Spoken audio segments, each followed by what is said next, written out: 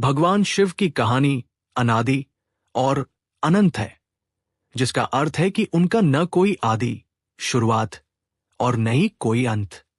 वे स्वयंभू हैं, यानी वे स्वयं प्रकट हुए हैं। 1, 2, 3, 4 यहां भगवान शिव के जीवन के मुख्य पड़ावों का सारांश दिया गया है। 1, जन्म और प्रकटीकरण, ओरिजिन। पुराणों में शिव के प्रकटीकरण की अलग अलग कथाएं मिलती हैं। शिवलिंग रूप।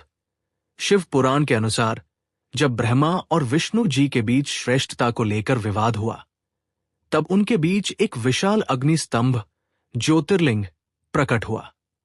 जब दोनों इसका अंत नहीं ढूंढ पाए, तब भगवान शिव उसमें से प्रकट हुए। विष्णु पुराण के अनुसार भगवान विष्णु के माथे से निकले तेज से शिव की उत्पत्ति हुई थी। ब्रह्मा की गोद में। एक कथा के अनुसार ब्रह्मा जी की तपस्या के बाद उनकी गोद में एक रोता हुआ बालक प्रकट हुआ, जिसे ब्रह्मा ने रुद्र नाम दिया। 1, 2, 3, 4, 5, 6 और 2 सती और पार्वती के साथ विवाह, फैमिली। शिव के वैवाहिक जीवन की कहानी त्याग और प्रेम का प्रतीक है। माता सती। शिव का पहला विवाह प्रजापति दक्ष की पुत्री सती से हुआ था। अपने पिता द्वारा शिव के अपमान से दुखी होकर सती ने यज्ञ की अग्नि में आत्मदाह कर लिया था। माता पार्वती। सती ने ही पर्वतराज हिमालय के घर पार्वती के रूप में जन्म लिया। उन्होंने शिव को पाने के लिए हजारों वर्षों तक कठिन तपस्या की, जिसके बाद शिव ने उन्हें अपनी अर्धांगिनी के रूप में स्वीकार किया। शिव का परिवार। शिव और पार्वती के पुत्र गणेश, कार्तिकेय और अयप्पा हैं।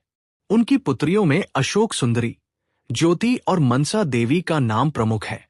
1, 2, 3 और 3 सृष्टि में भूमिका, द डिस्ट्रॉयर। हिंदू धर्म के त्रिदेवों, त्रिमूर्ति में शिव का स्थान अत्यंत महत्वपूर्ण है। 1, संहारकर्ता। ब्रह्मा सृष्टि की रचना करते हैं, विष्णु पालन करते हैं, और शिव सृष्टि के संहारक, डिस्ट्रक्शन फॉर ट्रांसफॉर्मेशन है। नीलकंठ। समुद्र मंथन के दौरान जब हलाहल विष निकला, तो संसार को बचाने के लिए शिव ने उसे पी लिया। विष के प्रभाव से उनका कंठ नीला पड़ गया, जिससे वे नीलकंठ कहलाए। 1, 2, 3, 4 शिव के प्रतीक और स्वरूप निवास। वे कैलाश पर्वत पर वास करते हैं। स्वरूप।